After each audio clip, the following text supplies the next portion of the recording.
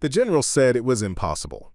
3 concrete barriers, each one perfectly positioned to block any conceivable shot. But when she squeezed that trigger, her bullet defied every rule of physics they thought they knew, carving a path through space that shouldn't exist, finding its target when every textbook said it couldn't be done. The compound stretched across the valley floor like a concrete maze, all sharp angles and deliberate dead zones. Smoke drifted from the eastern wing where the first explosion had torn through the communications center. The second blast had taken out the power grid, plunging half the facility into darkness despite the afternoon sun. Now the third charge was counting down somewhere deep in the administrative core, and nobody knew exactly where. Major Elena Vasquez pressed her eye to the scope, her breath steady despite the chaos erupting around her. The forward observation post had become a command center by necessity, radios crackling with reports from teams scattered across the hillside. Her spotter, Corporal Davies, shifted beside her, sweat beading on his forehead as he scanned the compound through his own optics. 12 minutes. That's what the bomb tech had estimated before the timer hit 0. 12 minutes to locate and neutralize a device hidden somewhere in a facility the size of 6 city blocks. The compound had been evacuated, but the blast radius would extend far beyond its walls. The nearby village, the supply depot, the medical station where wounded soldiers waited for transport, all of it would disappear in a cloud of dust and debris. Elena's radio crackled. "Overwatch, this is Ground Team Alpha. We've got visual on 3 subjects moving through the south courtyard. They're carrying something, looks heavy, rectangular, could be our package."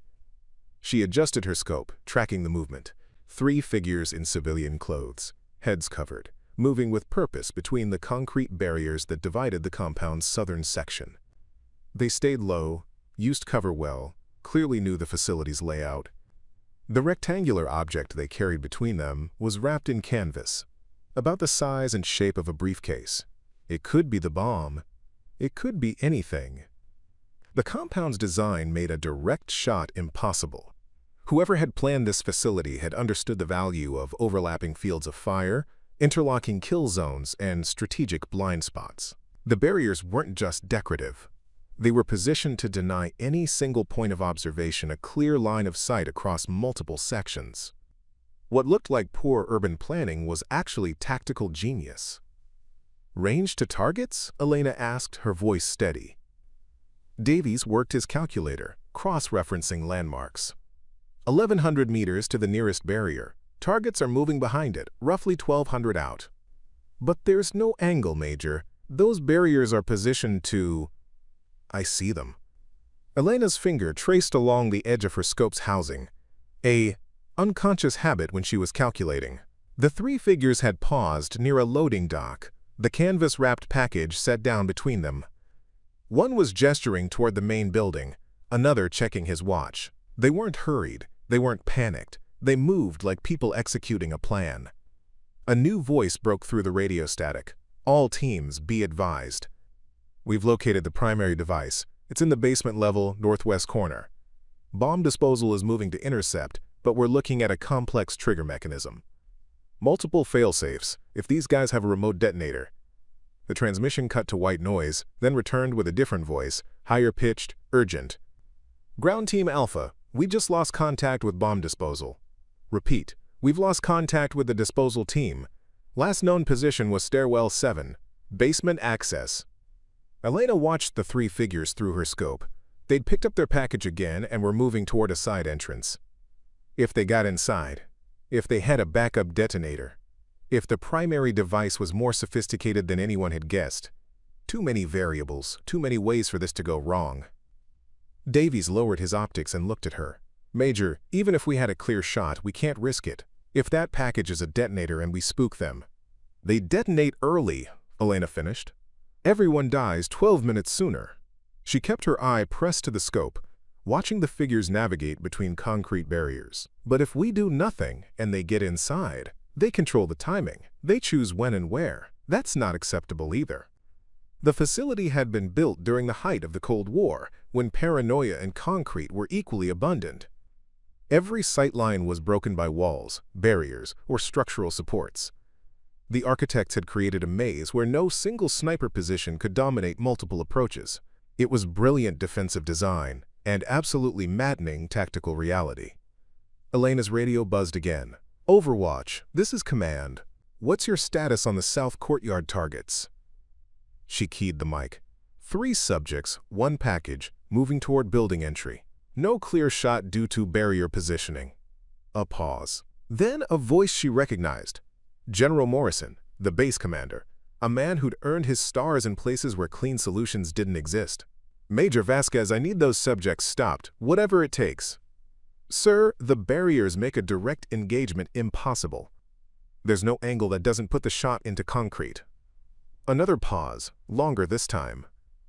When Morrison's voice returned, it carried the weight of command and the resignation of impossible choices. "Major, I've got 300 people in the blast radius and a timer nobody can find. I need you to show me a miracle shot. I need you to make the impossible happen." Elena pulled back from her scope and blinked once, letting her eyes adjust. Davies was staring at her, his expression caught between hope and disbelief. The radio chatter continued around them. Status reports, movement updates, the steady countdown of time running out. The concrete barriers stood like monuments to tactical impossibility. 3 of them, positioned in a perfect triangle around the area where the subjects were moving. Each one 8 feet high, 4 feet thick, designed to stop everything from small arms fire to rocket-propelled grenades. They created a maze where every approach was covered, every angle blocked. Elena returned to her scope and began to trace paths through the air, imagining trajectories that bent around obstacles, bullets that defied straight lines. The laws of physics were absolute, but they were also elegant. Every rule had parameters, and parameters had exceptions. What looked impossible might just be improbable. The 3 figures had reached the building's side entrance. One of them was working on the door while the other 2 kept watch. The package sat on the ground between them, canvas wrapping loose enough to reveal metal edges, electronic components. Not a briefcase. Something more complex, more dangerous. Davies whispered, "Major, they're almost inside." Elena's breathing slowed. Her heart rate dropped to its combat rhythm, steady and mechanical. She'd been here before, in places where the impossible was just another word for untested. Her finger found the trigger guard, not the trigger itself. Not yet.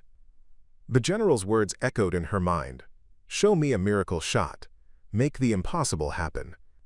She closed her eyes for exactly 3 seconds, visualizing angles that didn't exist, paths that physics shouldn't allow. When she opened them again, she was already calculating.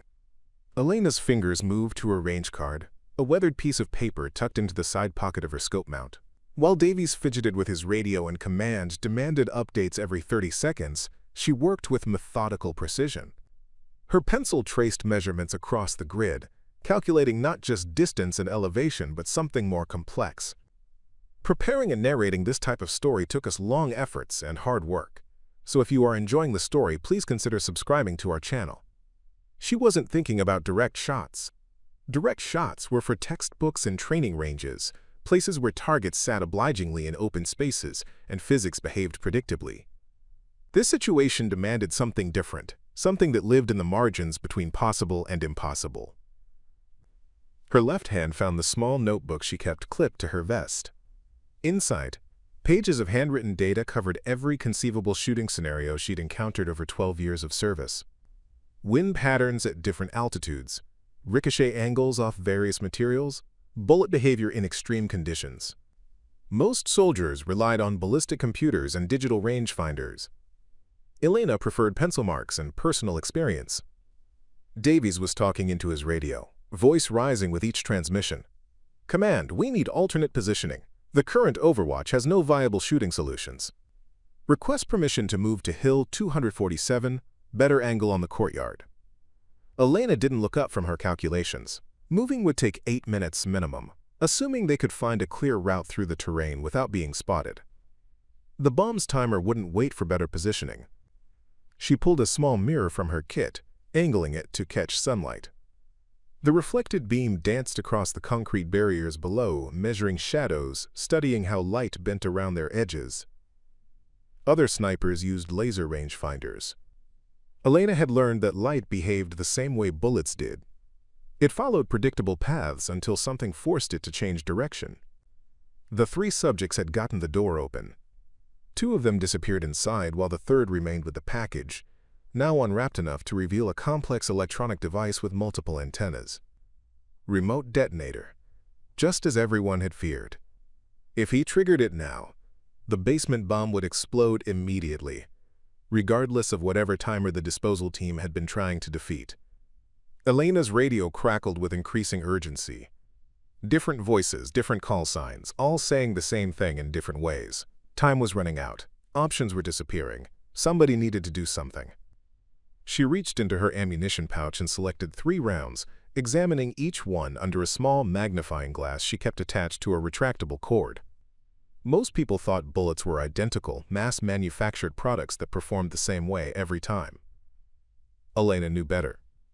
Each round had microscopic variations in weight distribution, subtle differences in how the copper jacketing had been applied, tiny imperfections that affected flight characteristics.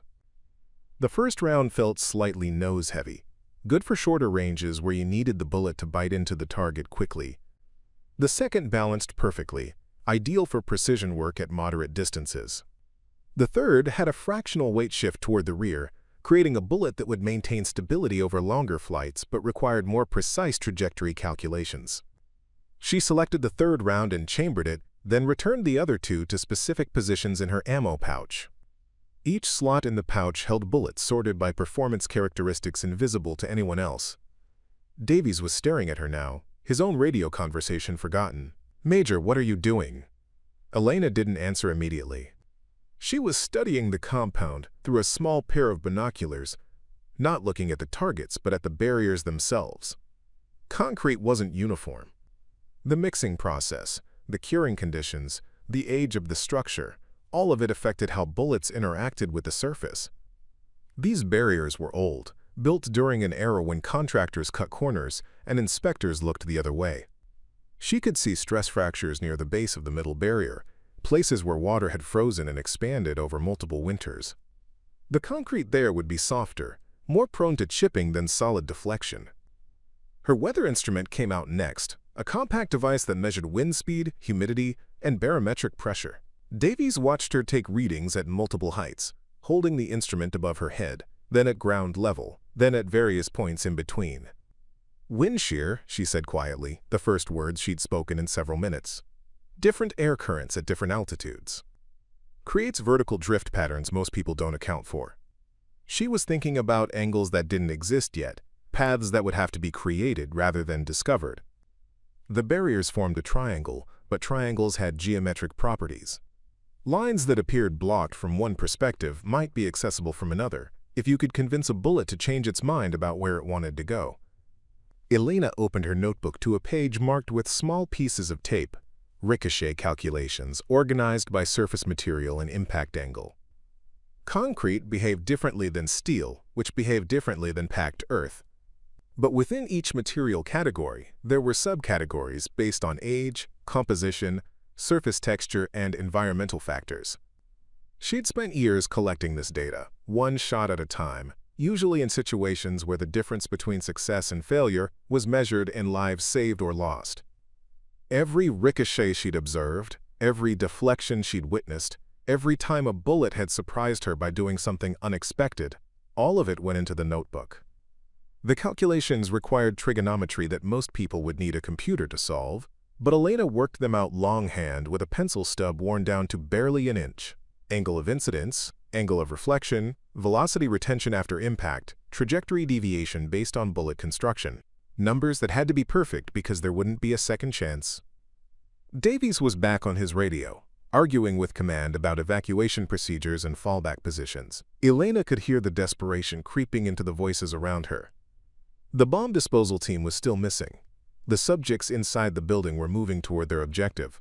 The timer, wherever it was, continued counting down. She pulled out a small tube of chalk and marked 3 points on the concrete ledge beside her firing position. Not targets, but reference points for calculating the geometry she would need to create. Each mark represented a collision point, where physics would have to be negotiated rather than obeyed. Her rifle required adjustments that went beyond normal scope settings. The windage knob received micro-corrections based on the calculated air currents. The elevation setting incorporated not just the distance to target, but the anticipated height loss from ricochet deflection. Most critically, she adjusted the rifle's cant, rotating it slightly off vertical to compensate for the lateral forces that would act on the bullet after its first impact. Elena's movements were economical, precise, without wasted motion or hesitation. While others talked and worried and calculated odds, she prepared methodically for a shot that existed only in her imagination. Her breathing settled into combat rhythm, slow and controlled, timed to the natural pause between heartbeats. The subject with the detonator was getting impatient. He kept checking his watch and looking toward the building entrance where his companions had disappeared. Intelligence suggested the basement device had a timer, but also a remote backup. If something went wrong with the primary countdown, the man in the courtyard could trigger immediate detonation. Elena's final preparation involved something that would have seemed like superstition to most observers. She removed a small stone from her pocket, a piece of granite she'd carried for 3 years, worn smooth by handling. She placed it on the concrete beside her rifle, not for luck but for connection, a reminder that every shot was a conversation between the shooter and the environment. Davies had gone quiet, apparently sensing that something significant was happening beside him. The radio chatter continued, but Elena tuned it out. Command could demand updates and solutions, but the physics she was about to attempt required absolute focus. She settled into her firing position with movements refined by thousands of hours of practice. Body alignment, rifle placement, scope position. Everything had to be exactly right because the margin for error in what she was planning was essentially non-existent. The subject below shifted position, turning slightly to check his watch again. Elena tracked the movement through her scope, noting how the change in angle affected the available ricochet points. She would have to adapt her calculations in real time, adjusting for variables that were changing even as she prepared to fire. Her left hand found the stock, right hand settling around the grip with just enough pressure to maintain control without creating tension. The trigger would break at exactly 2¼ pounds of pressure, a specification she'd verified personally rather than trusting to factory standards.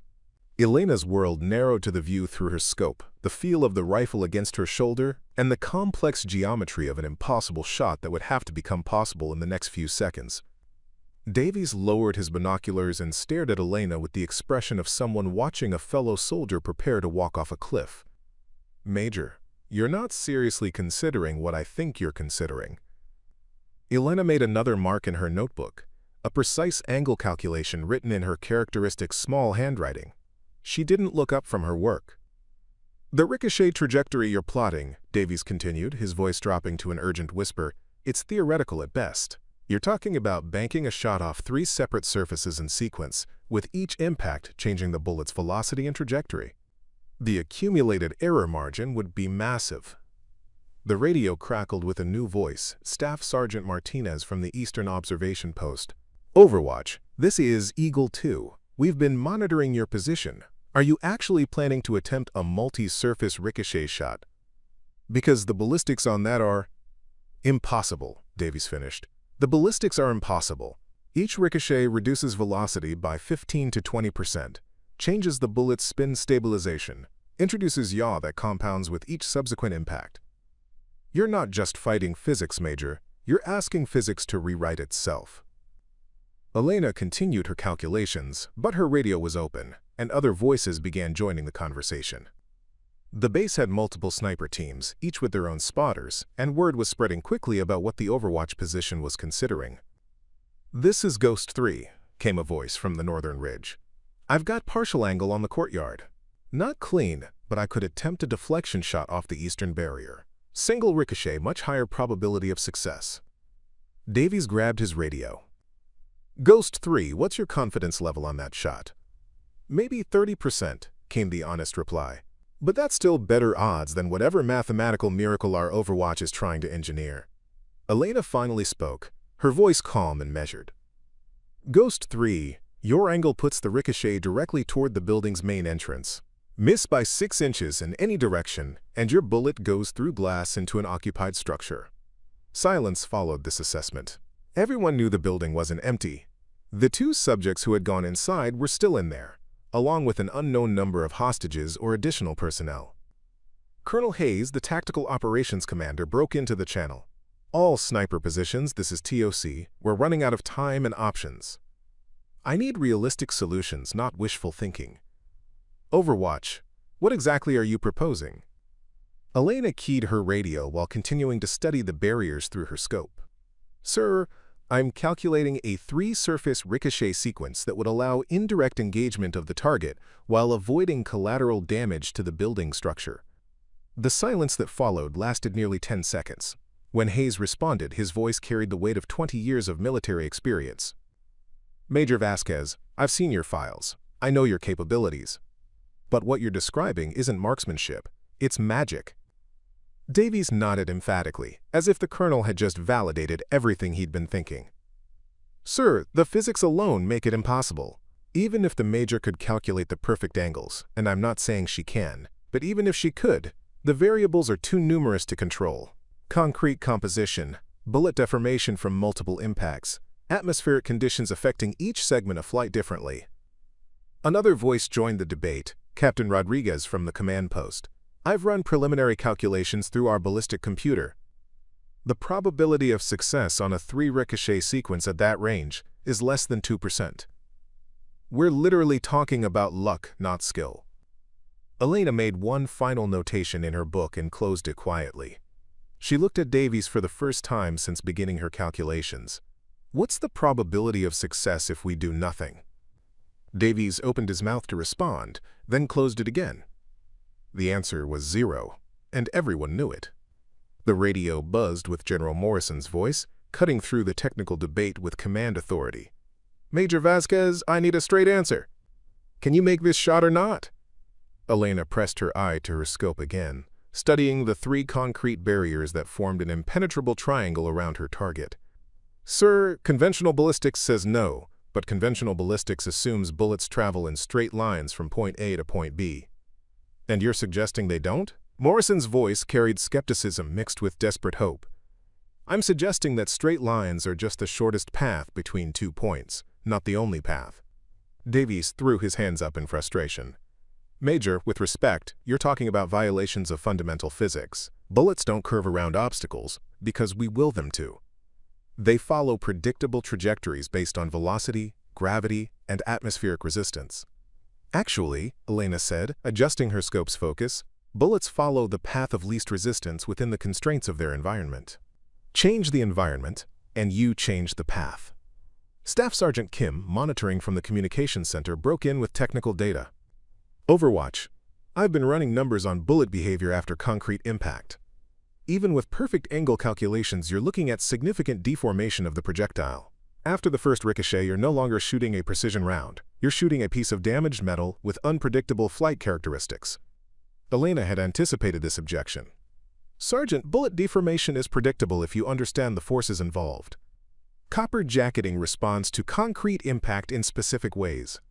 The deformation creates aerodynamic changes that can be calculated and compensated for.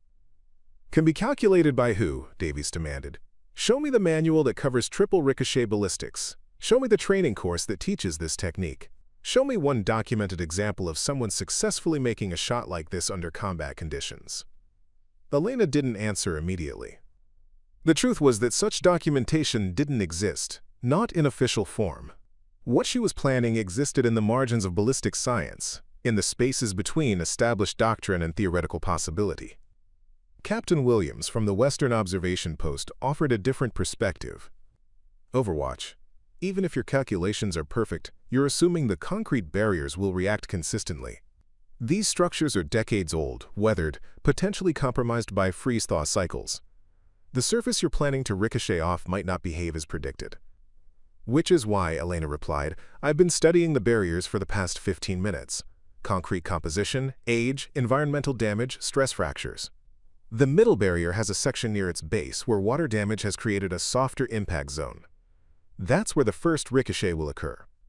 Davies stared at her in disbelief. You determined concrete composition by looking at it through a scope?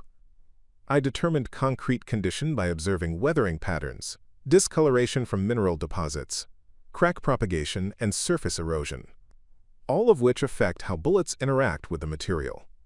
General Morrison's voice cut through the technical discussion with urgent authority. People, we're down to 8 minutes. I need decisions, not debates.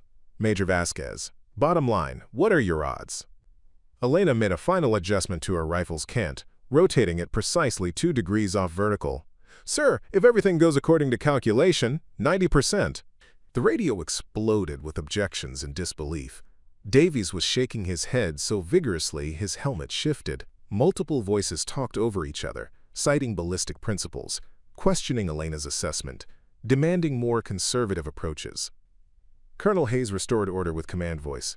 Everybody shut up. Major, did you just say 90% on an impossible shot? Sir, it's only impossible if you accept that bullets must travel in straight lines. I don't accept that limitation. Davies leaned close to Elena, his voice urgent and concerned. Major, listen to yourself. You're talking about rewriting physics based on notebook calculations and visual assessment of concrete composition. This isn't confidence, it's delusion.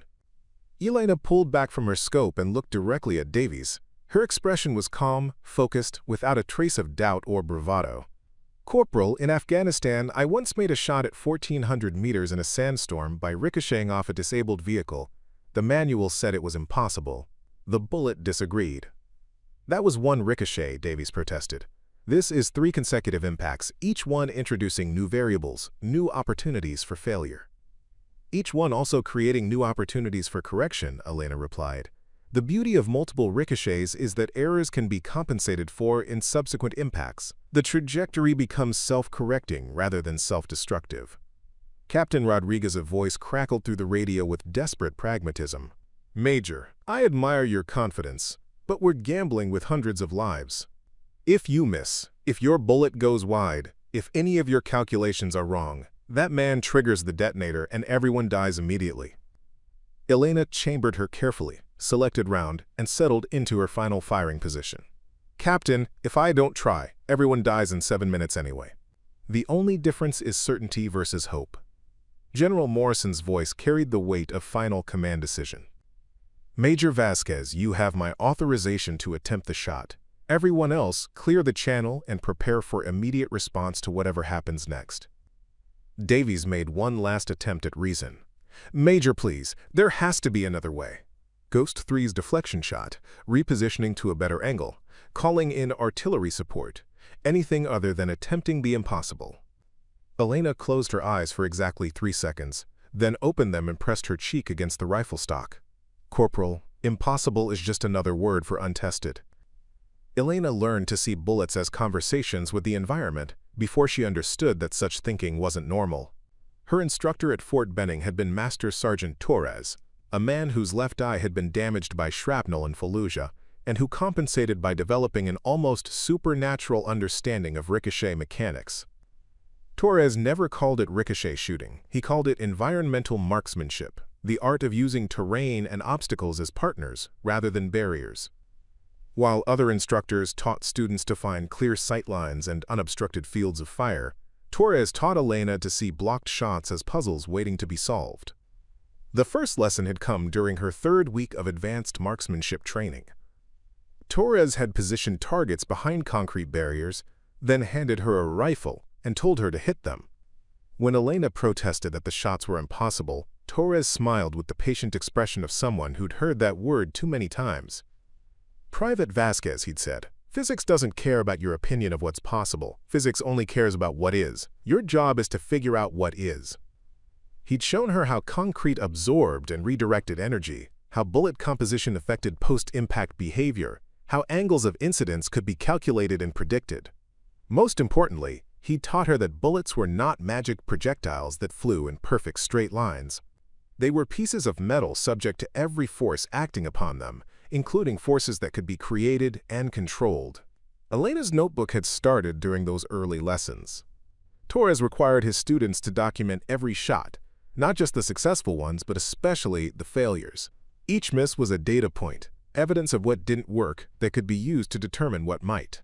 Her notebook filled with angles and calculations, sketches of barriers and trajectory paths, observations about how different bullet weights behaved after concrete impact. Other students thought Torres was eccentric, possibly crazy. They complained to their regular instructors about time wasted on impossible shots and theoretical scenarios that would never occur in real combat. Elena absorbed every lesson with desperate intensity, sensing that Torres was teaching something valuable that existed nowhere else in military doctrine. The breakthrough came during her 7th week of training. Torres had set up a particularly complex scenario, a target positioned behind 2 barriers arranged in an L shape, with no direct line of sight from any conventional firing position. Elena had spent an hour calculating angles, studying the concrete composition, measuring distances with hand tools Torres had taught her to use. Her first shot hit the inner surface of the first barrier, at precisely the angle she'd calculated. The bullet, slightly deformed but still stable, ricocheted off the second barrier and punched through the paper target dead center. Torres nodded once, made a note in his gradebook, and set up an even more difficult scenario. That night, Elena called her father in Tucson. Captain Miguel Vasquez had served 2 tours in Vietnam before transitioning to civilian life as a mathematics professor. When Elena described her training, explaining the calculations involved in multi-surface ricochet shooting, her father was quiet for a long moment. "Micha," he finally said, "what you're describing is applied physics at a level most people never encounter. The mathematics alone would challenge graduate students. Are you sure you understand what you're learning?" Elena had been sure. The numbers made sense to her in a way that surprised everyone, including herself. Trigonometry and ballistics merged into something that felt more like intuition than calculation. She could look at a barrier configuration and see the path a bullet would need to take, visualize the geometry of impacts and deflections. Torres noticed her aptitude and began creating increasingly complex scenarios. 3 barriers arranged in a triangle, 4 barriers positioned to create a maze-like path. Targets that could only be engaged through combinations of ricochets and environmental deflections that required mathematical precision beyond standard military training. Elena excelled at every challenge, but her success came with a cost. Other instructors began viewing Torres's methods with suspicion. During her 9th week, Colonel Masters, the range commander, observed one of Torres's lessons and immediately called for a review of training protocols. The confrontation took place in the range office while Elena waited outside, listening through the thin walls. Colonel Masters' voice carried clearly. "Sergeant Torres, you're teaching theoretical scenarios that have no practical application. These students need to learn conventional marksmanship, not circus tricks." Torres's response was quieter but equally firm. "Sir, conventional marksmanship assumes ideal conditions that rarely exist in combat. I'm teaching adaptive skills for non-ideal environments. You're teaching impossible shots that will get soldiers killed when they attempt techniques that work on a training range but fail under stress," Masters replied. "I'm discontinuing this program effective immediately." Elena never saw Torres again after that week. He was reassigned to administrative duties pending his retirement, and his environmental marksmanship program was quietly eliminated from the curriculum. Elena finished her training under conventional instructors who taught standard techniques and discouraged experimentation.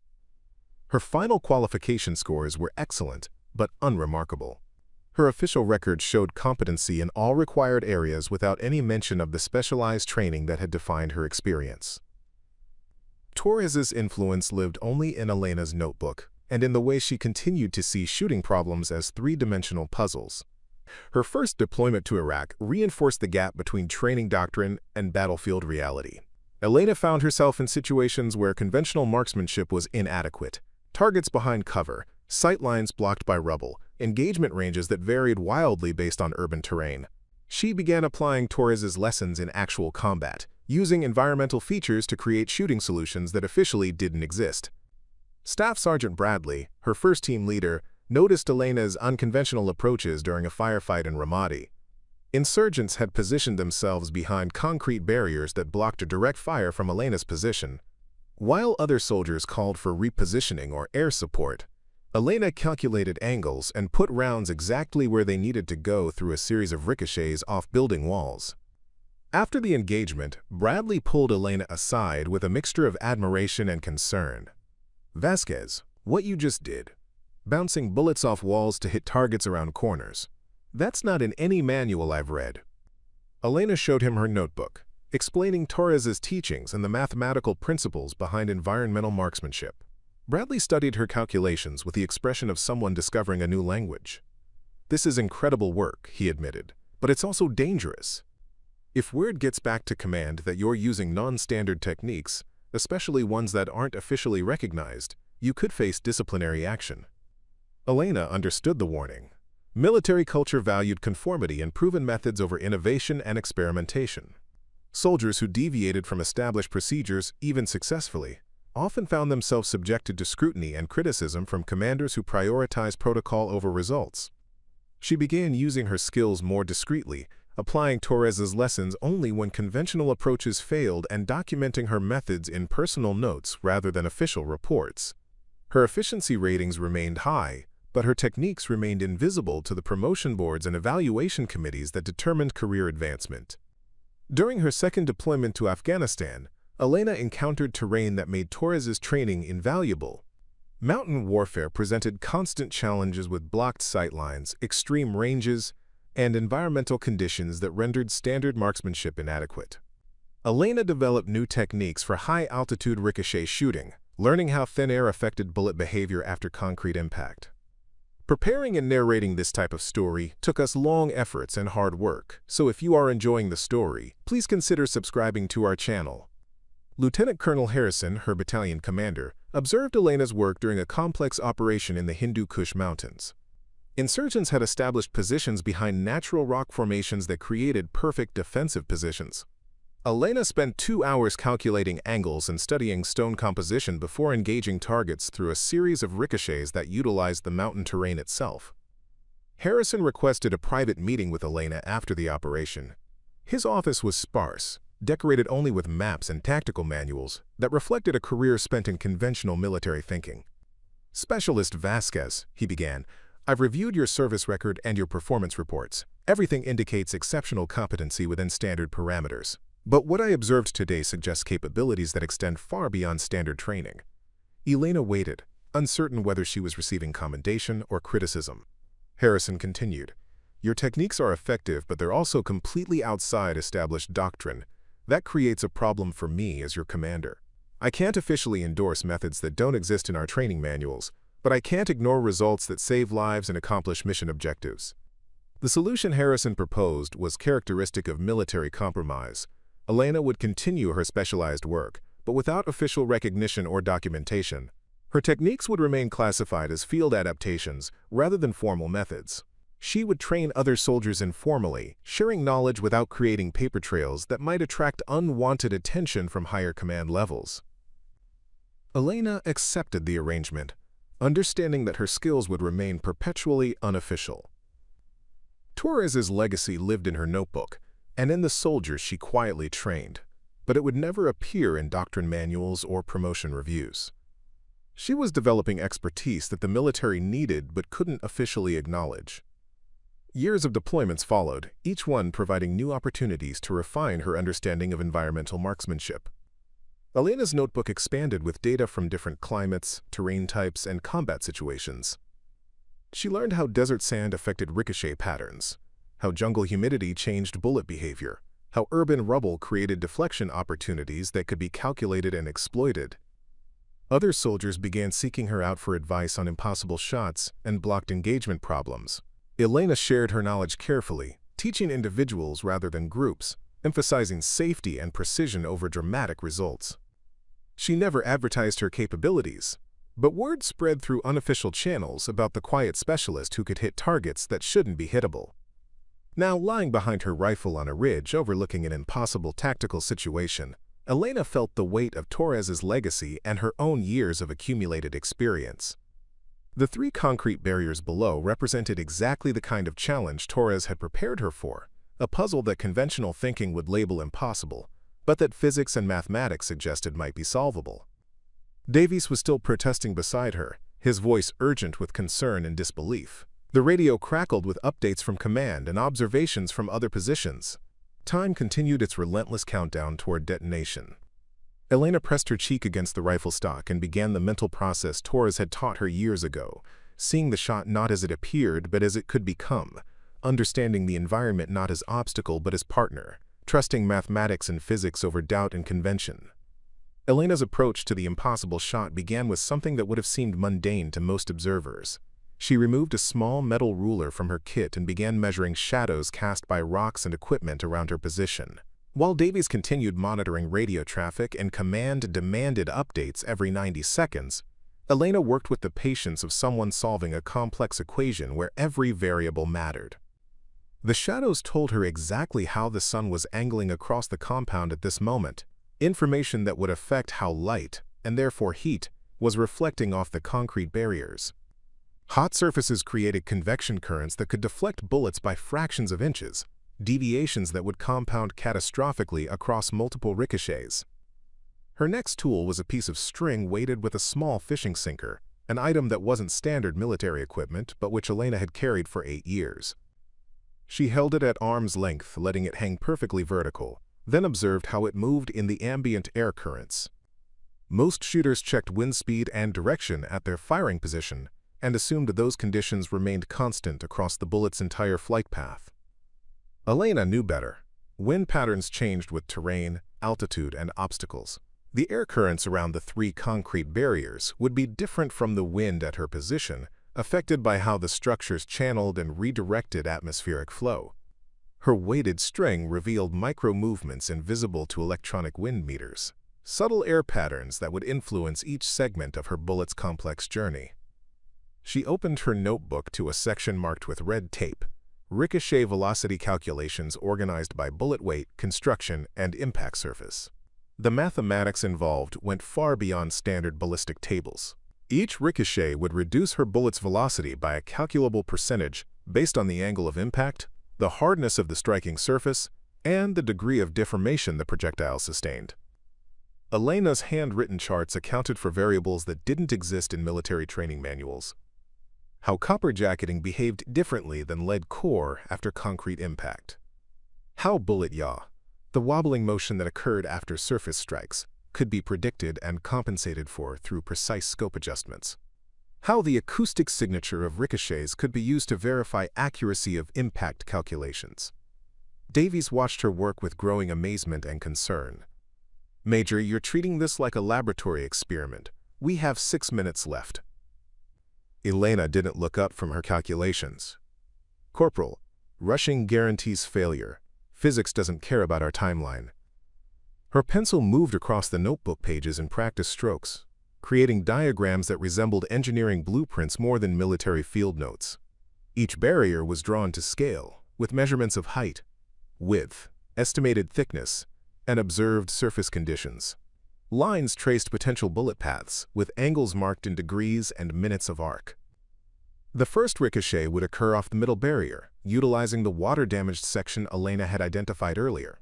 Her calculations showed the optimal impact point was 18 inches from the barrier's base, at an angle of 27 degrees from perpendicular. The bullet would lose approximately 16% of its velocity, but maintain sufficient stability for the second impact. The second ricochet represented the most complex part of the sequence. The bullet, now traveling at reduced speed and with slight deformation, would strike the eastern barrier at a point 42 inches above ground level. The angle would be shallower, only 14 degrees from perpendicular, but the concrete there was newer, harder, creating a more predictable deflection pattern. Elena's notebook contained pages of data on how bullets behaved after multiple impacts. Most military doctrine assumed projectiles became unpredictable after the first ricochet, but Elena had spent years documenting the opposite. Bullets followed consistent patterns of deformation and trajectory change, patterns that could be calculated if you understood the underlying physics. She pulled out a small digital caliper and began measuring her selected ammunition with microscopic precision. The bullet she'd chosen weighed 168.7 grains, exactly 2.3 grains heavier than standard military issue. That additional weight would help the projectile maintain stability through multiple impacts, but it would also create trajectory differences that required compensation in her scope settings. The bullet's construction was crucial to her calculations. Full metal jacket rounds behaved differently than hollow points or soft tips after concrete impact. Elena's ammunition featured a boat-tail design that reduced drag and a copper alloy jacket that deformed predictably under stress. She'd selected this specific round from her personal supply, ammunition she'd hand-loaded to exact specifications. Her rifle required modifications that went beyond normal scope adjustments. Elena removed the bipod and replaced it with a different model that allowed precise cant adjustments. The weapon needed to be rotated exactly 3.7 degrees off vertical to compensate for the lateral forces that would act on the bullet after its second ricochet. The scope settings represented another level of complexity. Standard elevation and windage adjustments assumed a single, direct flight path. Elena's shot required settings that anticipated 3 different flight segments, each with its own trajectory characteristics. Her elevation was set for the average of all 3 segments, while windage compensated for the cumulative lateral drift. Elena's breathing technique differed from standard sniper training in subtle but important ways. Instead of the traditional respiratory pause between heartbeats, she timed her breathing to the rhythm of air currents she'd observed around the barriers. Her exhalations synchronized with lulls in the convection patterns, minimizing atmospheric interference during the bullet's flight. Davies was studying her preparations with fascination despite his skepticism. "Major, I've never seen calculations like these. Where did you learn to factor in concrete composition and bullet deformation coefficients?" "Afghanistan," Elena replied, making a final notation in her book. "You learn quickly when every shot has to count, and nothing is ever straightforward." Her final preparation involved something that appeared almost mystical but was grounded in physics. Elena closed her eyes and visualized the entire bullet flight, from muzzle exit through each ricochet to final impact. She traced the path in 3 dimensions, accounting for gravity, air resistance, and the complex forces that would act on the projectile at each impact point. This mental rehearsal wasn't superstition but necessity. The shot she was planning required precise timing and execution that couldn't be adjusted once the trigger was pulled.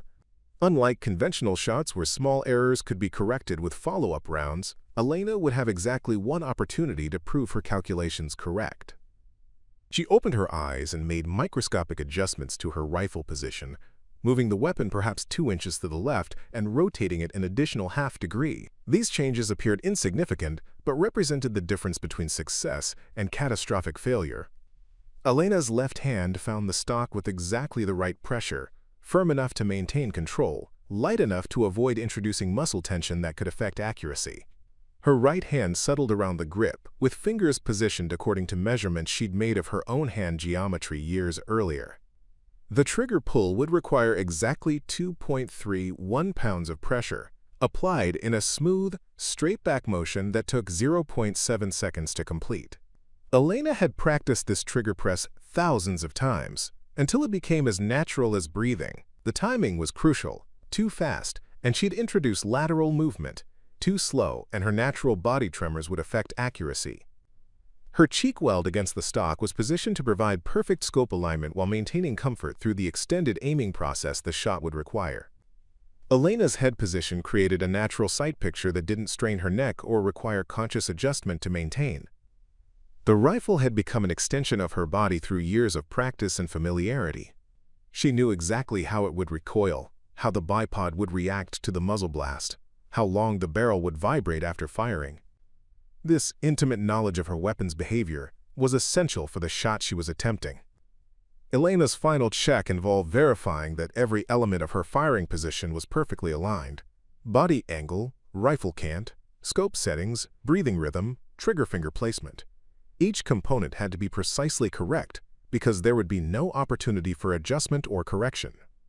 Davies was quiet now, apparently recognizing that he was witnessing something extraordinary in preparation if not in execution. The radio continued its stream of updates and concerns, but Elena had mentally separated herself from external distractions. Her world had narrowed to the rifle, the scope, and the complex geometry of an impossible shot. The subject in the compound below was growing increasingly agitated, checking his watch more frequently and scanning the buildings around him. Intelligence reports suggested the basement bomb had a timer, but the remote detonator in his possession could override that countdown at any moment. Every second Elena spent in preparation increased the risk of premature detonation. But Elena also knew that rushing would guarantee failure. The mathematics she was applying required precision that couldn't be achieved under time pressure.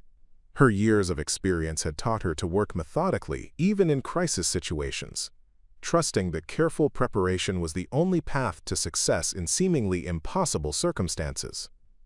She settled into her final firing position with movements so smooth they appeared choreographed. Every muscle, every joint, every point of contact between her body and the rifle was positioned according to calculations and experience accumulated over more than a decade of specialized training. The scope revealed the 3 concrete barriers in sharp detail, each one presenting its own challenges and opportunities. Elena could see the exact impact points she'd calculated, could visualize how her bullet would interact with each surface, could anticipate the complex physics that would guide her projectile through an impossible path to its target. Her breathing settled into the rhythm she'd practiced, synchronized with the air currents that would affect her shot. Her heart rate dropped to its combat baseline, steady and controlled. Her finger found the trigger guard, then moved to the trigger itself with practiced precision. Elena's mind cleared of doubt, calculation, and external pressure. The shot existed now only as physics and mathematics, a problem with a solution that required perfect execution of proven principles. Torres's training, years of experience, and meticulous preparation had brought her to this moment where impossible would hopefully become inevitable. The radio crackled with General Morrison's voice, cutting through the tactical chatter with command authority that brooked no argument. "All positions, this is actual. We have 4 minutes, 30 seconds until estimated detonation. I need immediate execution of whatever solution is available." Elena could hear the weight of command decision in Morrison's tone, the voice of a leader who had run out of alternatives and was facing the reality that hundreds of lives hung on choices made in the next few minutes. The general's next words carried across the channel with stark finality. "Major Vasquez, if you're going to attempt this shot, it needs to happen now. If not, we're pulling back to minimum safe distance and accepting casualties." Davies was staring at Elena with an expression that mixed admiration with something approaching horror.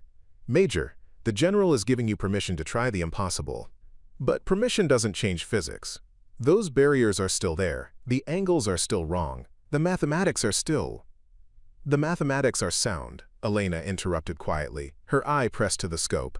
"The question isn't whether the shot is possible. The question is whether I'm skilled enough to execute what the mathematics predict." Through her scope, Elena could see the subject in the compound growing increasingly agitated.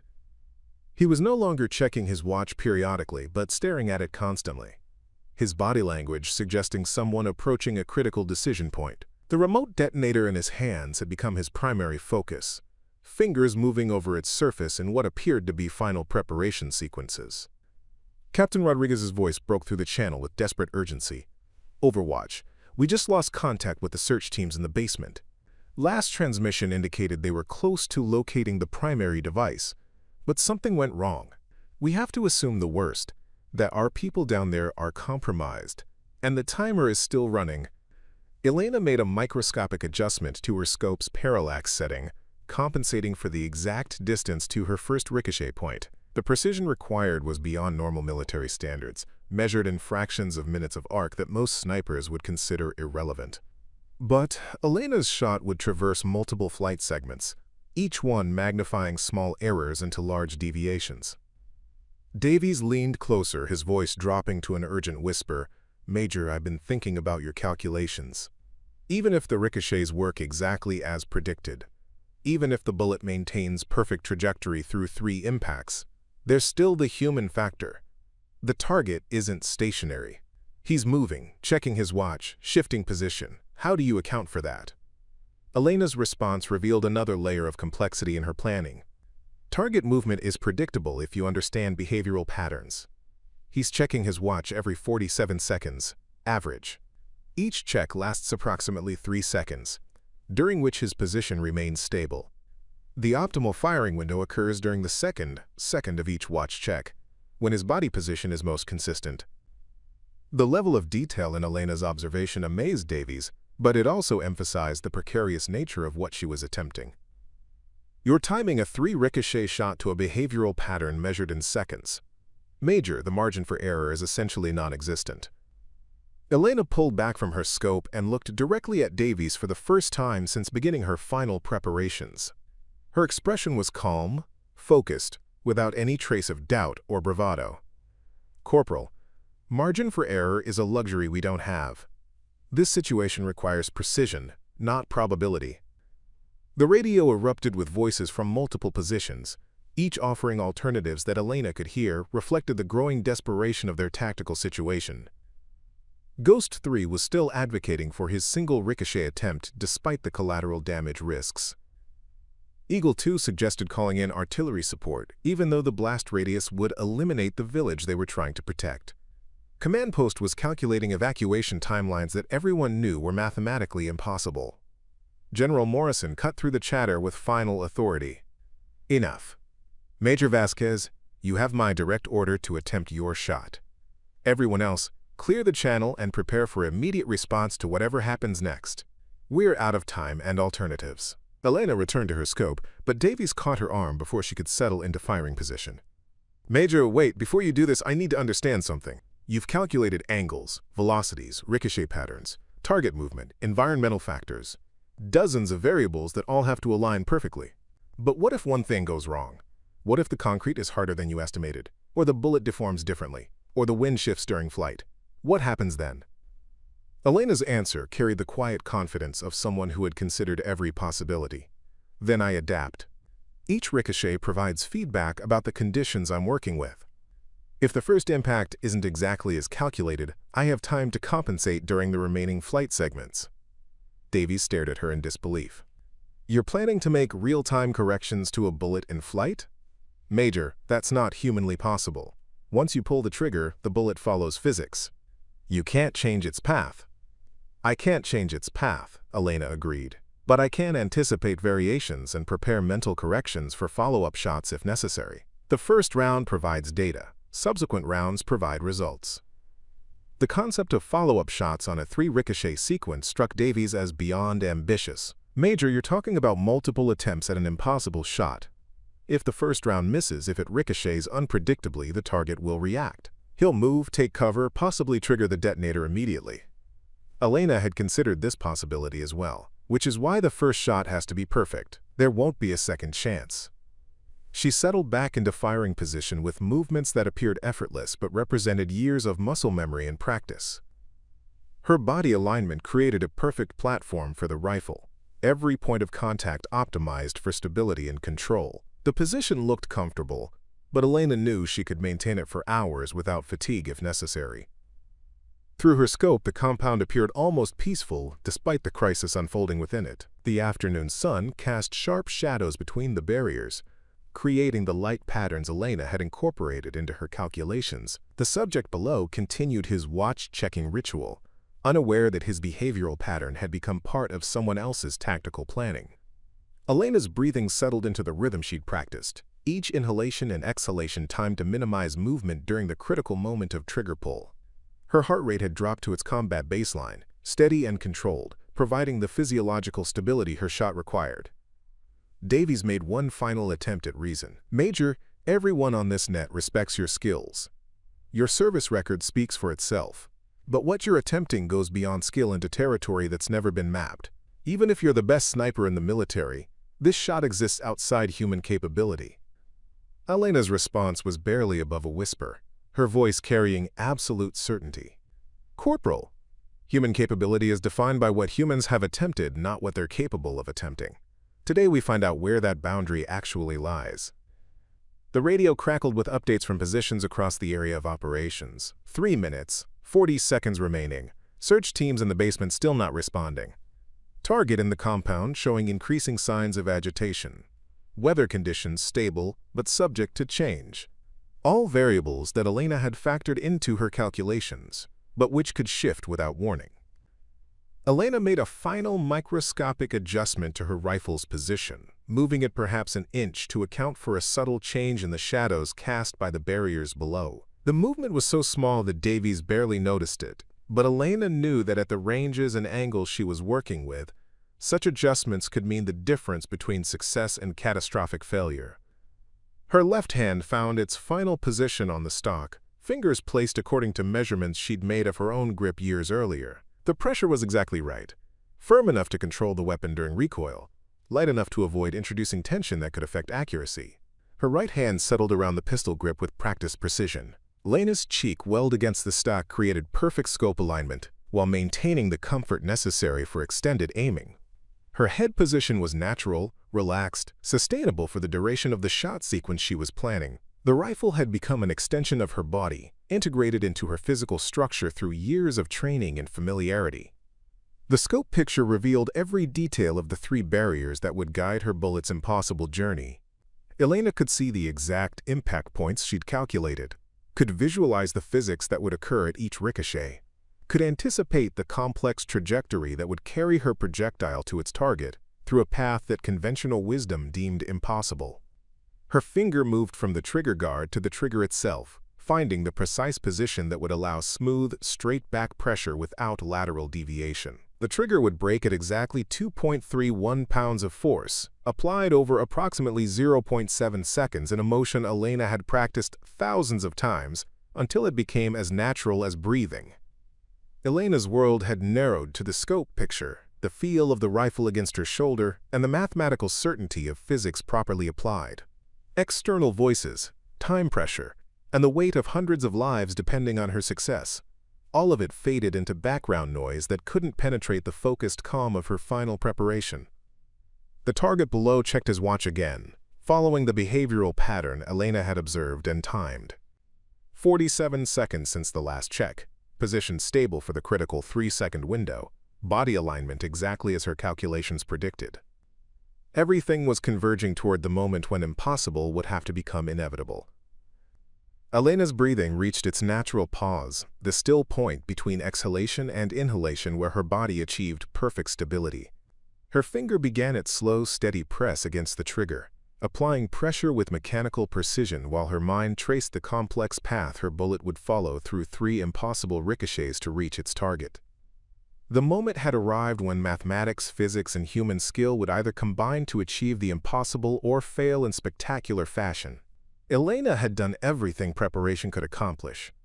Now physics would have to prove whether her calculations were correct or whether some problems truly had no solutions. Elena's finger reached the trigger's breaking point with the mechanical precision of a timepiece. The pressure was exactly 2.31 pounds, applied over 0.73 seconds in a motion so practiced it required no conscious thought. The rifle's firing pin struck the primer with perfect alignment, igniting the powder charge in a controlled explosion that had been calculated to propel her 168.7-grain bullet at precisely 2,847 feet per second. The muzzle blast created a brief pressure wave that disturbed dust around Elena's position, but her body remained perfectly still, absorbing the recoil through bone structure and muscle memory developed over thousands of practice rounds. The rifle's bipod held steady, the weapon's movement contained within the parameters she'd anticipated and prepared for. Elena kept her eye pressed to the scope, tracking the bullet's flight through its first segment. At this range and velocity, she could actually observe the projectile's path through the afternoon air, a faint disturbance in the heat shimmer that marked its progress toward the middle concrete barrier. The bullet was traveling true to her calculations, maintaining the trajectory she'd mapped with mathematical precision. The first impact occurred exactly where Elena had predicted, 18 inches from the barrier's base at the water-damaged section she'd identified through visual analysis. The bullet struck the concrete at an angle of 27.3 degrees from perpendicular, creating a sharp crack that echoed across the compound. Concrete dust exploded from the impact point in a small cloud that briefly obscured Elena's view. Through her scope, Elena observed the ricochet with the clinical detachment of a physicist watching an experiment. The bullet, now traveling at approximately 2,390 feet per second, due to the velocity loss she'd calculated, deflected off the barrier at precisely the angle her trigonometry had predicted. The projectile's copper jacket had deformed slightly from the concrete impact, creating the aerodynamic changes Elena had compensated for in her scope settings. Davies, watching through his own optics, whispered in amazement, "Jesus, Major, it actually worked. The bullet bounced exactly where you said it would." Elena didn't respond, her attention completely focused on tracking the bullet through its second flight segment. The projectile was now traveling a path that appeared impossible to outside observers, curving around the middle barrier toward the eastern obstacle that would provide the second ricochet point. The bullet's slightly altered aerodynamics were behaving exactly as Elena's calculations had predicted. The second barrier represented the most critical part of the sequence. The bullet, now deformed and traveling at reduced velocity, had to strike a point 42 inches above ground level at an angle of 14.7 degrees from perpendicular. The concrete here was newer, harder, presenting different deflection characteristics than the first impact surface. Elena could see the bullet approaching the second barrier, its path visible through the thermal disturbance it created in the afternoon air. The projectile's trajectory was perfect, aligned with the impact point she'd calculated through hours of mathematical preparation. Everything was proceeding according to the physics she'd applied to this impossible problem. The second impact produced a different sound than the first, a sharper crack that reflected the harder concrete composition Elena had identified through visual analysis. The bullet struck the barrier precisely where her calculations had predicted, creating another small explosion of concrete dust that momentarily obscured the ricochet point. Preparing and narrating this type of story took us long efforts and hard work, so if you are enjoying the story, please consider subscribing to our channel.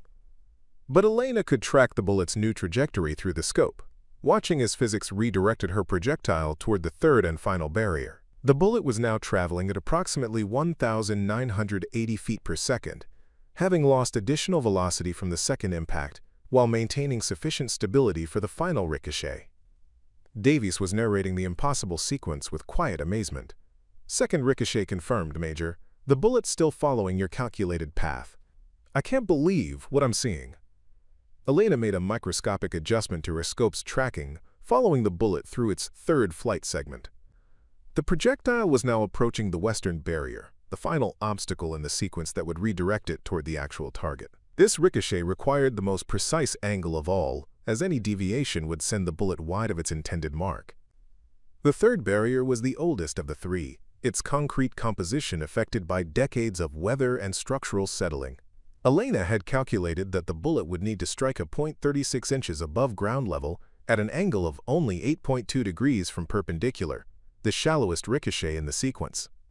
The bullet approached the third impact point with mathematical precision, its path bent by two previous ricochets but still following the trajectory Elena had calculated. The projectile struck the western barrier with less force than the previous impacts due to its reduced velocity, but the angle was perfect, creating the deflection Elena's trigonometry had predicted. The third ricochet produced a softer sound, more of a thunk than a crack, reflecting both the bullet's reduced velocity and the older concrete's different composition. But the deflection was exactly as calculated, sending the projectile on its final trajectory toward the target who was still focused on his watch, unaware that physics and mathematics were converging on his position. Elena tracked the bullet through its final flight segment, watching as the projectile completed its impossible journey around three separate obstacles. The bullet was now traveling at approximately 1,650 feet per second, still carrying sufficient energy for terminal effectiveness despite the velocity lost through multiple impacts. The target was in the middle of his watch-checking ritual, his position stable and predictable according to the behavioral pattern Elena had observed and timed. The bullet's final trajectory was perfect, aligned with the point where the subject's torso would be during the critical 3-second window of his habituated movement. Davies was watching through his spotting scope, his voice tight with anticipation. "Major, the bullet's clear of all barriers. Final trajectory looks good. Target is stationary, checking his watch just like you predicted." Elena could see the bullet's final approach through her scope, the projectile visible as a disturbance in the air that marked the completion of a journey that shouldn't have been possible. Physics and mathematics had combined to create a solution where conventional thinking saw only impossibility. The bullet struck its target with surgical precision, impacting exactly where Elena's calculations had predicted. The subject collapsed immediately, the remote detonator falling from his hands to clatter against the concrete courtyard. The device skittered across the pavement, coming to rest several feet away from the motionless figure. Elena finally pulled back from her scope, exhaling slowly as the tension of absolute concentration began to release from her muscles. The shot had taken 3.7 seconds from trigger pull to target impact, during which time her bullet had traveled an impossible path around 3 separate obstacles to reach its intended mark. Davies was staring at her with an expression that mixed awe with disbelief. "Major, I just watched you violate every law of physics I thought I understood. That bullet curved around 3 barriers like you willed it to happen." Elena began making notes in her book, documenting the actual results against her predicted calculations. Physics wasn't violated, Corporal, it was applied. The bullet followed exactly the path that mathematics predicted it would follow. The radio exploded with voices from multiple positions, everyone trying to confirm what they had observed through their optics. The impossible shot had succeeded, but the tactical situation remained critical. The remote detonator was neutralized, but the primary device in the basement was still counting down toward detonation. General Morrison's voice cut through the chatter with command authority. "Outstanding shot, Overwatch. Target is down, remote detonator is out of play. But we still have the basement device to deal with. All teams continue search and disposal operations." Elena was already scanning the compound through her scope, looking for additional threats or complications. The two subjects who had entered the building earlier were still unaccounted for, and the basement bomb remained active despite the successful neutralization of the remote trigger. Davies was studying Elena's notebook, trying to understand the mathematics that had made the impossible shot possible. "Major, these calculations are incredible. But how did you know the concrete would react exactly as you predicted? How did you account for all the variables?" Elena made another notation in her book, recording the actual flight time against her calculated estimates. Experience, observation, and understanding that physics is consistent. Concrete behaves predictably if you understand its composition and condition. Bullets follow mathematical laws regardless of how complex their trajectory becomes. The compound below was showing new activity. Security personnel were moving toward the building where the primary device was located, while medical teams prepared to respond to the basement situation. Elena's shot had eliminated the immediate threat of remote detonation, but the tactical problem was far from resolved. Through her scope, Elena could see the fallen detonator device clearly now. It appeared to be a sophisticated piece of equipment, more complex than standard military hardware. Intelligence analysts would want to examine it for clues about the organization behind the attack and the technology they had access to. Elena's rifle was already prepared for follow-up shots if necessary. The weapon had performed flawlessly during the ricochet sequence, maintaining 0 despite the complex ballistics involved. Her ammunition selection had proven correct, with the bullet behaving exactly as her calculations had predicted through all 3 impacts. Davies was still processing what he'd witnessed. "Major, I've been a spotter for 6 years, worked with some of the best snipers in the military. I've never seen anything like what you just did. That wasn't just marksmanship, that was applied physics at a level one didn't know was possible."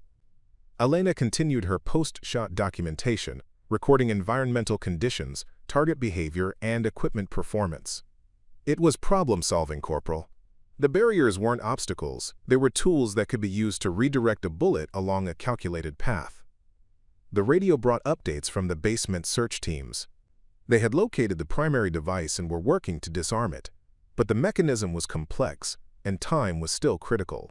Elena's successful shot had bought them precious minutes by eliminating the remote detonation threat, but the race against the timer continued. Elena adjusted her scope settings and prepared to provide overwatch for the continuing operation.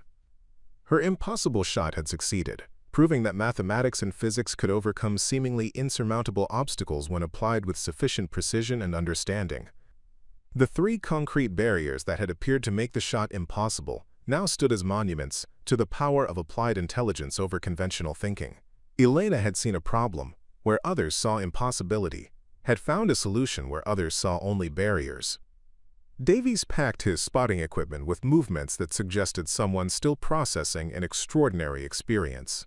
"Major, this is going to be talked about for years. The shot that curved around 3 obstacles, the impossible ricochet sequence that actually worked."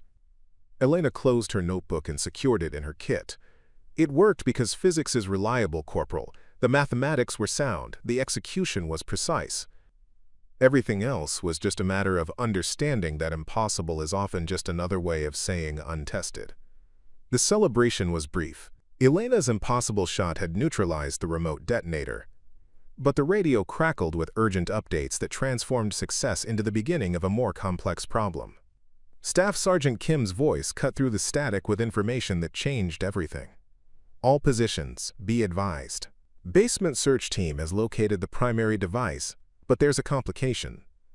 The bomb has multiple trigger mechanisms. Remote detonation was just one option. There's also a proximity sensor that activates if anyone approaches within 3 meters, and a secondary timer that appears to be counting down independently." Elena kept her eye to the scope, scanning the compound for new threats while processing this information. The two subjects who had entered the building 20 minutes earlier were still unaccounted for, and their purpose was becoming clearer. They weren't just placing a bomb. They were implementing a multi-layered detonation system designed to prevent exactly the kind of intervention that was now taking place. Davies was monitoring multiple radio frequencies, correlating reports from different teams. Major, it gets worse. Intelligence intercept suggests there are additional devices throughout the compound. This wasn't just one bomb. It's a coordinated demolition designed to level the entire facility. Through her scope, Elena observed movement in a second-floor window of the main building. A brief shadow, there and gone, but consistent with human movement. Someone was inside, monitoring the situation, possibly preparing to activate backup systems if the primary plan failed. General Morrison's voice carried new urgency. Overwatch, we need eyes on the building interior. Can you provide surveillance and interdiction if necessary? Elena adjusted her scope's magnification, studying the building's windows and potential observation points. Affirmative, sir. I have partial visibility on the second floor, eastern exposure. Movement detected but no clear targets yet. The complexity of the situation was escalating beyond the original impossible shot. Elena's ricochet sequence had solved one problem but revealed several others, each requiring different tactical approaches and technical solutions.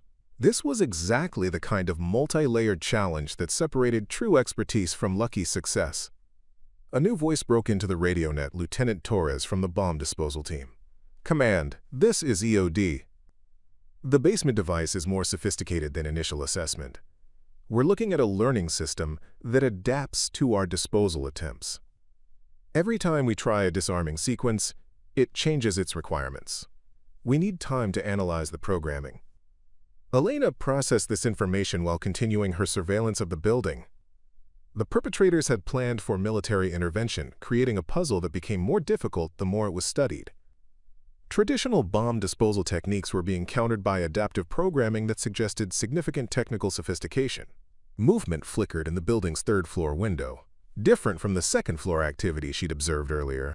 Elena tracked the position through her scope, noting that whoever was inside had moved to a higher vantage point, probably to maintain visual contact with the courtyard where their remote operator had fallen. Davies was coordinating with multiple tactical elements, his voice tight with concentration. Major, we've got confirmation of at least 3 additional explosive devices throughout the compound. Each one appears to have independent trigger mechanisms, and they're all networked together. Disabling one incorrectly could trigger the others. Elena's mind shifted into the analytical mode that had enabled her impossible shot, but now applied to multiple simultaneous problems. The building surveillance, the networked bomb system, the unaccounted subjects, the time pressure. Each element required different skills and approaches, but all were connected by the underlying tactical situation. A flash of sunlight, off glass in the third-floor window, caught Elena's attention. Someone was using optical equipment, possibly observing the compound through binoculars or a spotting scope. The person was positioned to maintain overwatch of the entire facility, which suggested coordination with other elements of the operation. Elena keyed her radio. Command, I have visual confirmation of hostile observer in the main building, third floor, eastern window. Subject is using optical surveillance equipment and may be coordinating remaining elements of the operation. General Morrison's response was immediate. Can you engage? Elena studied the target through her scope, calculating angles and obstacles. The shot was complex but not impossible, a direct line of sight with moderate range and standard ballistic considerations. After the 3 ricochet sequence, this felt almost routine. Affirmative, sir. Clean shot, approximately 800 meters, minimal complications. But as Elena prepared for the engagement, her tactical analysis revealed additional complexity. The observer in the window wasn't just watching, he was communicating. She could see the subtle movements of someone speaking into a radio or phone, coordinating with other elements that remained unidentified. Davies had reached the same conclusion. Major, if you take that shot, we lose our intelligence source.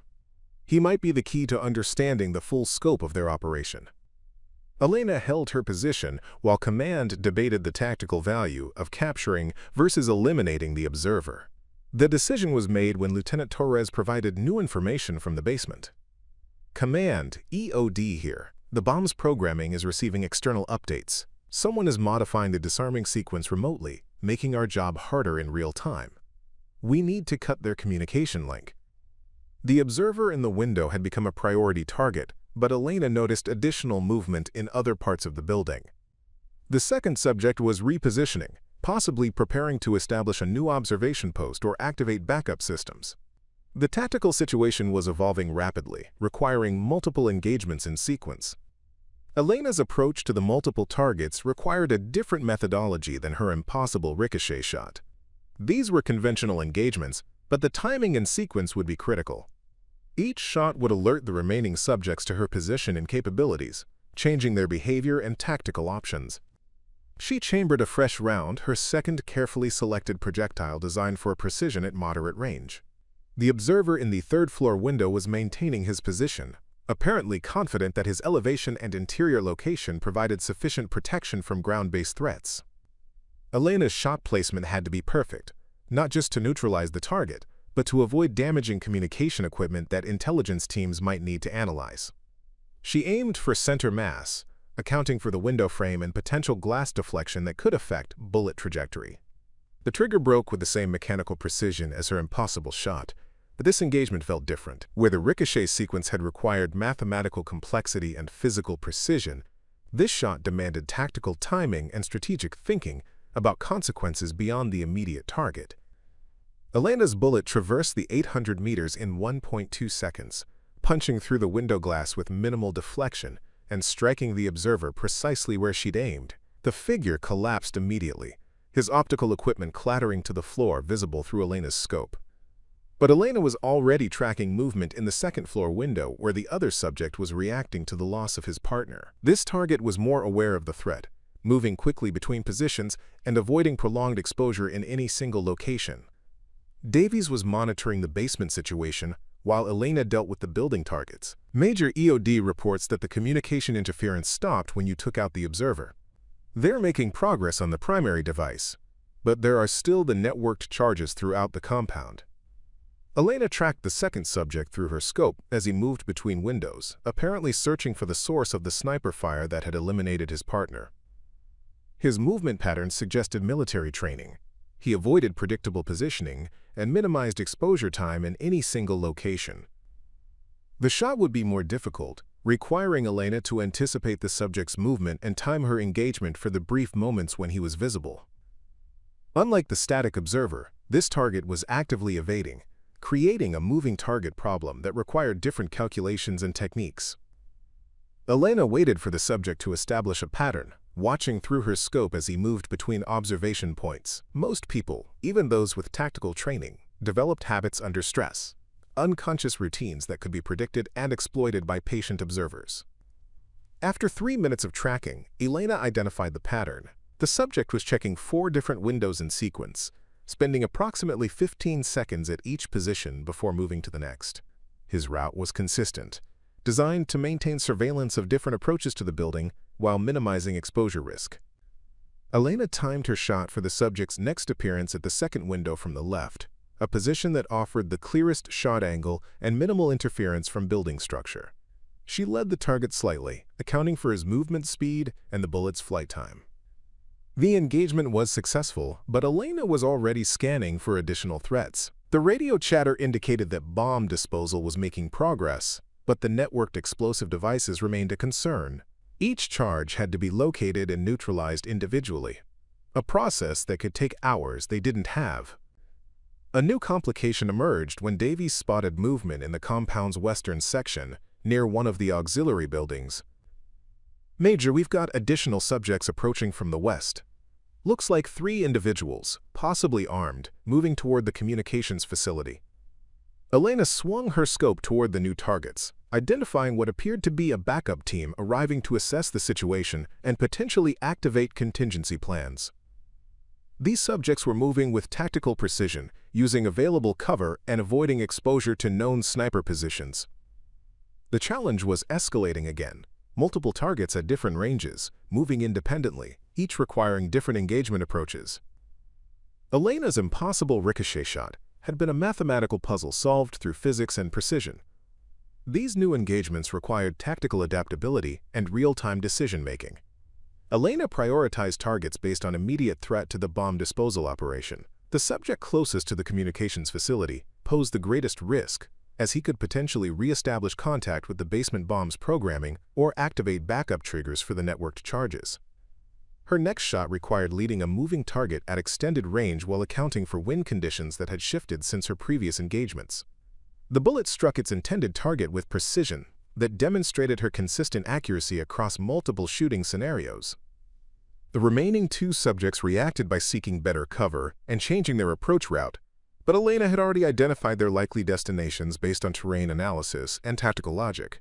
Her subsequent shots neutralized both targets with efficiency that proved her earlier impossible shot wasn't luck, but consistent mastery of multiple shooting disciplines. Davies was documenting each engagement while monitoring radio traffic from the basement operation. Major, that's 6 targets eliminated with 6 shots.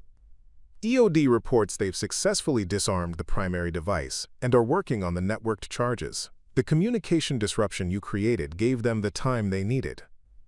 Elena continued scanning the compound through her scope, searching for additional threats or complications. The tactical situation had evolved from a single impossible shot into a complex engagement requiring multiple different techniques, but her performance had been consistent throughout.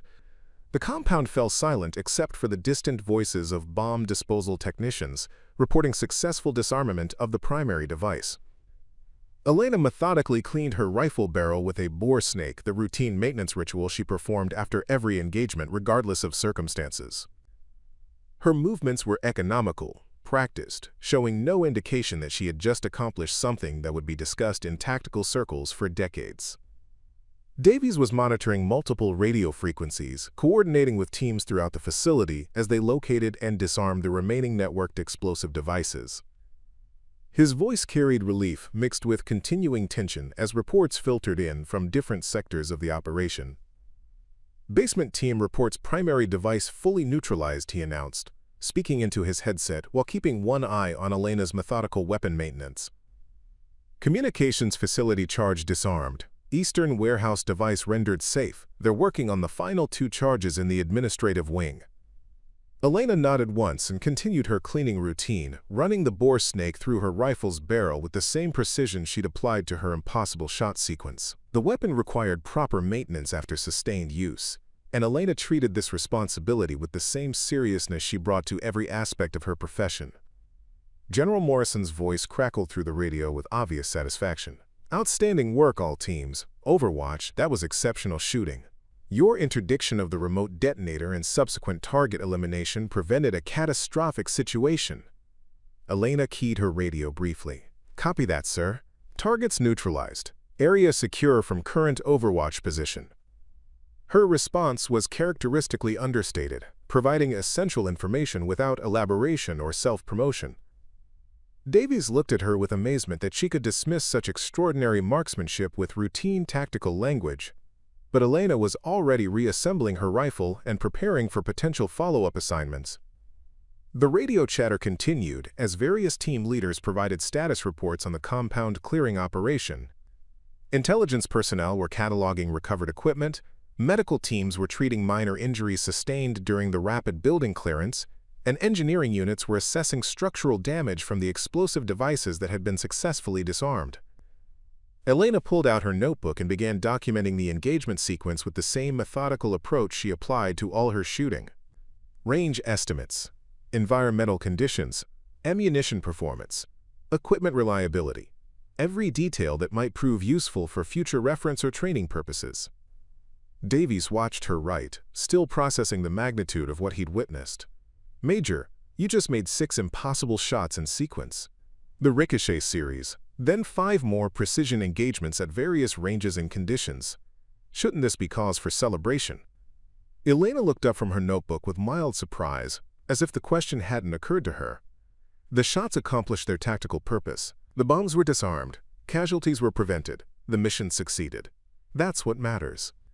Her matter-of-fact response reflected a professional focus that prioritized results over recognition, a perspective that Davies was beginning to understand characterized Elena's entire approach to military service. She viewed extraordinary marksmanship as simply the application of proper technique to tactical problems, regardless of their apparent impossibility. Colonel Hayes arrived at the overwatch position 20 minutes later, climbing the ridge with the measured pace of someone who'd spent years in field conditions. His uniform showed the dust and strain of coordinating a complex operation under extreme time pressure, but his expression carried satisfaction of mission accomplished. "Major Vasquez," he said, settling onto a rock outcropping near Elena's position, "I've been briefed on your shooting performance today. The ricochet sequence that neutralized the remote detonator, followed by multiple precision engagements that eliminated remaining threats. Exceptional work." Elena closed her notebook and secured it in her kit. "Thank you, sir. The tactical situation required adaptive solutions. The team performed well under difficult circumstances." Hayes studied Elena's understated response with the expression of someone recognizing a particular type of soldier, the kind who accomplished extraordinary things without requiring recognition or validation. "Major, I've been in the military for 22 years. I've worked with snipers, special operations personnel, and technical specialists at the highest levels. What you did today was unprecedented." Elena began packing her equipment with systematic efficiency. "Sir, the techniques I used are based on established ballistic principles and tactical doctrine. The environmental conditions were challenging, but not outside the parameters of proper preparation and execution." Hayes watched Elena reduce her extraordinary performance to technical language and routine procedures, apparently unable to acknowledge the unprecedented nature of her achievement. This reaction told him as much about Elena's character as her marksmanship had demonstrated about her skills. Davies was documenting the engagement for his own records, writing detailed notes about techniques he'd observed and lessons learned from watching Elena work. His perspective as spotter provided unique insight into the preparation and execution of shots that appeared impossible to outside observers. "Colonel," Davies said, looking up from his writing, "the Major's calculations were beyond anything I've seen in standard training. She measured concrete composition visually, calculated ricochet angles with hand tools, and timed target movement to the second. The mathematics involved were at graduate-level complexity.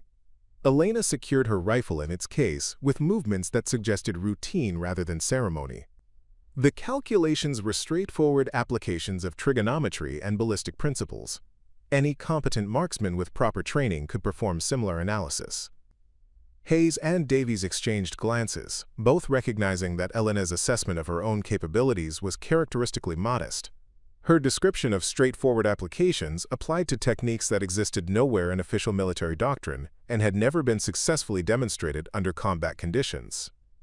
The radio brought final confirmation that all explosive devices had been located and disarmed. The compound was secure, the threat eliminated, and the operation concluded successfully without casualties among friendly forces. Elena's shooting had been instrumental in this outcome, but she seemed to view her contribution as simply one element in a larger team effort. "Major," Hayes said, "your performance today will be documented in after-action reports and tactical analysis. The ricochet shooting techniques you demonstrated represent a significant advancement in sniper capabilities. There will likely be requests for you to conduct training seminars or develop instructional materials." Elena shouldered her equipment pack with practiced efficiency. "Sir, I'll be available for whatever assignments command considers appropriate. The techniques work consistently when applied properly. If sharing that knowledge serves military objectives, I'm prepared to participate." Her response reflected the same professional focus that had characterized her entire approach to the day's events. Elena viewed her extraordinary marksmanship as job performance rather than personal achievement, something to be documented and potentially shared rather than celebrated or promoted. Davies finished his own equipment packing and stood beside Elena, still processing the day's events. "Major, in all my time as a spotter, I've never worked with anyone who approached shooting problems the way you do. The mathematical analysis, the environmental assessment, the patient execution under extreme pressure. It's like watching an entirely different discipline." Elena adjusted her pack straps with minor corrections that ensured proper weight distribution for the walk back to base. "Shooting is problem-solving, Corporal. Every engagement presents variables that need to be analyzed and addressed. The specific techniques vary, but the fundamental approach remains consistent." Hayes began his own descent from the ridge, but paused to make one final observation. "Major, Most soldiers who accomplish what you did today would expect recognition, promotion opportunities, perhaps assignment to specialized units or training positions. Is that something you're interested in pursuing? Elena considered the question with the same analytical approach she applied to shooting problems. Sir, I'm interested in continuing to serve effectively in whatever capacity command determines is most valuable. If that involves specialized assignments or training responsibilities, I'll approach them with the same preparation and execution standards I apply to all duties. The three soldiers made their way down the ridge in silence, each processing the day's events according to their own perspective and experience. Hayes was already planning how to document Elena's performance and integrate her techniques into broader tactical doctrine. Davies was considering how his role as spotter had contributed to unprecedented shooting achievements. Elena was simply focused on proper equipment care and preparation for whatever assignment might come next. The base camp appeared ahead of them, a cluster of temporary structures and vehicles that represented the organizational hub for the successful operation. Other soldiers were returning from various positions, their movements and expressions reflecting the satisfaction of mission accomplished without friendly casualties. Elena separated from Hayes and Davies without ceremony, heading toward the equipment maintenance area where she could properly clean and inspect her rifle after the day's sustained use. Her priority remained weapon readiness and performance verification, routine tasks that she approached with the same systematic precision that had enabled her impossible shots. Davies watched her walk away, still amazed by her matter-of-fact approach to extraordinary achievement. "Colonel," he said to Hayes, "she acts like making impossible shots is just another Tuesday at the office." Hayes nodded, recognizing the type of soldier Elena represented. "The best ones always do, Corporal. They don't see impossible shots. They see problems with solutions that require proper application of knowledge and skill. That's what makes them exceptional, and it's also what makes them valuable beyond their individual capabilities." Elena disappeared into the maintenance tent, where she would spend the next hour ensuring her equipment met her exacting standards for reliability and performance. Tomorrow would bring new assignments, new challenges, and potentially new problems that required innovative solutions.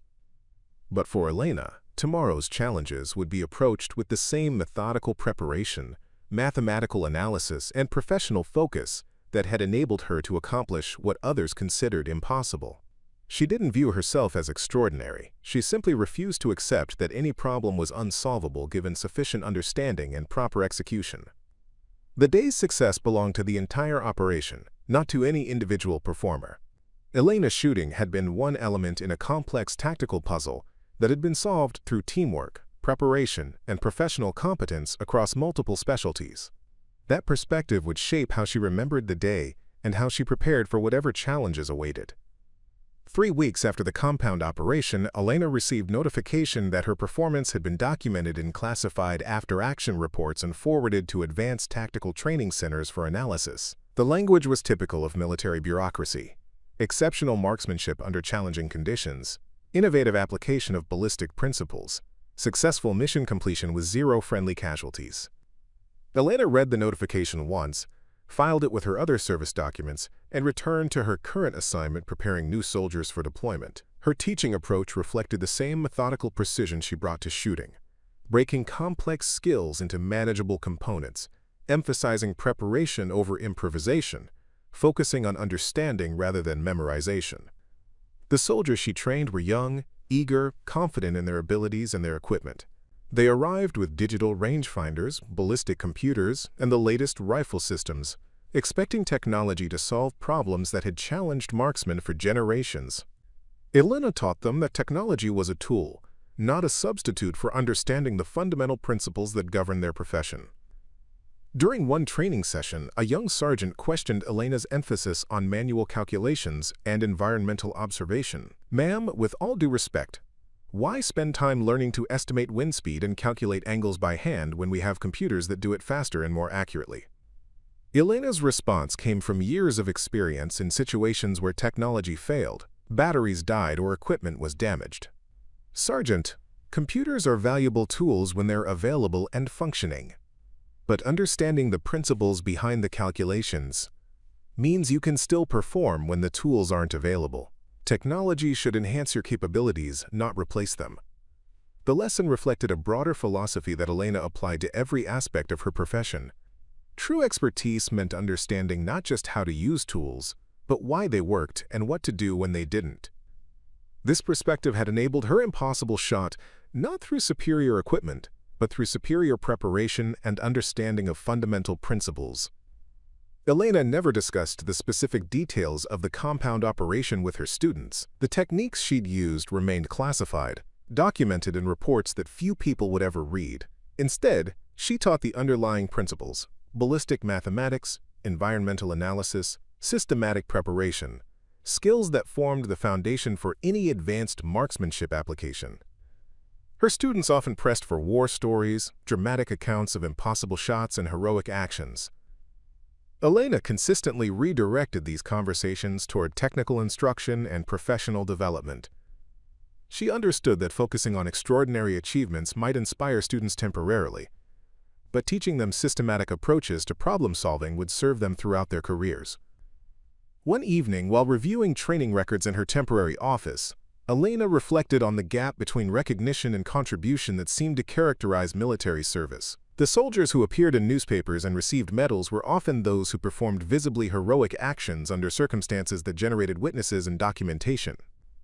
But military effectiveness depended equally on countless professionals who performed essential tasks without recognition or ceremony. The mechanics who maintained equipment to exact specifications, the communications specialists who ensured reliable contact during critical operations, the logistics personnel who delivered supplies precisely when and where needed, all of them contributed to mission success without expecting acknowledgement. Elena's impossible shot had succeeded because of preparation that occurred far from any observer's attention. Hours of mathematical calculation, years of studying ballistic principles, decades of practice with techniques that existed nowhere in official doctrine. The moment of execution lasted seconds, but the foundation for that moment had been built through patient, invisible work.